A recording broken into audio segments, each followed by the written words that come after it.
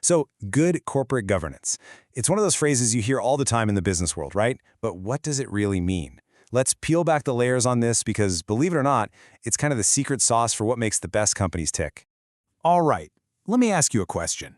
When you think of a super successful company, what comes to mind? Is it just about the money they make, huge profits, or maybe having a massive market share? I mean, yeah, those things are definitely part of it, but they're not the whole story, not even close. Right. The real experts will tell you it's way more than just excellent performance and good audit outcomes. I love the iceberg analogy for this. All that stuff we just talked about, the profits, the glowing reports, that's just the very tip you see above the water. The real stuff, the foundation that keeps the whole thing from just tipping over and sinking, that's all happening underneath. So yeah, we gotta look beyond the bottom line. To really get what makes a company healthy, you have to dig deeper than the numbers on a spreadsheet. We need to look at its character. How does it act? How does it treat people, its own employees, its customers? That's where you find the truth. Okay, so what is it then? What's this ethical core, this single most important ingredient? You might be thinking it's some brilliant business plan or a killer marketing campaign. Nope, it's actually something way more basic, more fundamental than that. It all comes down to this: ethical behavior. That's the foundation. And look, this isn't just some fluffy phrase they slap on a mission statement plaque in a lobby. We're talking about real, actual actions. Think about it. It's the difference between a company that, say, cuts a corner on safety to save a buck, and one that invests in doing things the right way, even if it eats into their profits. It's in every single decision. Okay, so ethical behavior sounds great, but what does it actually look like day to day? Well, it's built on these 4 big pillars. These are the principles that really define how a good company behaves. And here they are: integrity, transparency, fairness, and accountability. Let's quickly dive into each one. All right, so integrity. That's simple. It's about doing the right thing even when nobody's watching, right? Then you've got transparency, being open, being honest, not sweeping things under the rug.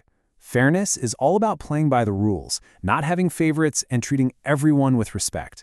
And last but not least, accountability. This one's huge. It means owning your decisions and your actions, the good and the bad.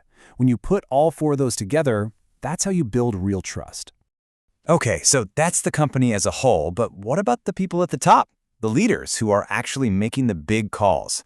Well, they have their own set of principles to live by. And for leaders, it boils down to these 3 things: responsibility, competence, and independence.